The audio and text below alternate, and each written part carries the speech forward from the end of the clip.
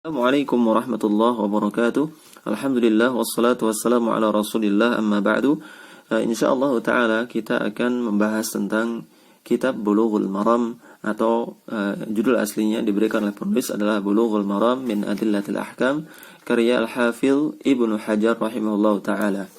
Dalam setiap kitab tentu saja penulis memiliki beberapa metode untuk mengungkapkan maksudnya, dan di kitab ini Ibnu Hajar rahimahullah ta'ala menyusunnya berdasarkan urutan kitab-kitab fikih atau pembahasan dalam ilmu fikih. Jadi pencantuman hadis-hadis dalam kitab Bulughul Maram itu bersesuaian dengan kitab-kitab fikih, dimulai dengan kitab Thaharah, dari babul miyah dan seterusnya.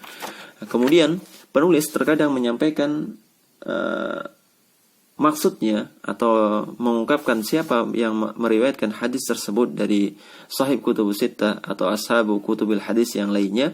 Beliau mencantumkan beberapa rumus atau beberapa kode sehingga tidak perlu terlalu panjang. Misalnya kalau diriwayatkan Imam 7 atau 7 orang yang meriwayatkan, ada Imam Ahmad, Imam Bukhari, Imam Muslim, Imam Abu Dawud, Imam At-Tirmidzi, Imam An-Nasa'i, Ibnu Majah. Ada 7 imam yang meriwayatkan hadis tersebut, maka beliau nggak perlu menyebutkan semuanya, akan tapi cukup menyebutkan satu kata kunci, misalnya akhrajahus sab'ah dan seterusnya. Maka kita sedikit mengulas tentang bagaimana metode beliau dalam menyampaikan hal tersebut.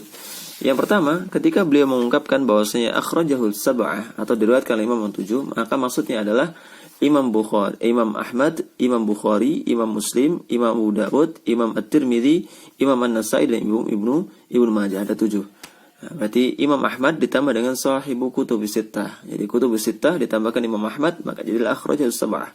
Bukan imam yang 7. Kemudian ketika beliau mengatakan akhrajahus sittah, maka yang dimaksud adalah sahibu kutubus sittah yang 6 tadi. Jadi yang 7 dikecualikan Imam Ahmad, maka jadi akhrajahus sittah. Ini dalam kitab Bulughul Maram. Kemudian kalau beliau mengatakan akhrajal khamsah, maka dimaksud adalah sahibu kutubus sunan, yaitu Abu Dawud, Tirmidzi, An-Nasa'i dan Ibnu Majah, dan 4 ini ditambahkan Imam Ahmad. Jadi mengeluarkan Imam Bukhari dan Imam Muslim dari 7, kemudian jadilah al-khamsah. Kemudian kalau misalnya mengatakan akhrajahul arba'ah, maka yang dimaksud arba'ah adalah 4 sahib kutubus sunan. Jadi mengeluarkan Imam Bukhari, Imam Muslim, kemudian Imam Ahmad. Kalau dikatakan akhrajahus thalatha, maka yang dimaksud adalah selain Imam Bukhari, Imam Muslim, Imam Ahmad, kemudian selain Ibnu Majah. Jadi mengeluarkan 4 ini jadilah yang 3. Jadi Abu Dawud, At-Tirmidzi dan juga An-Nasa'i.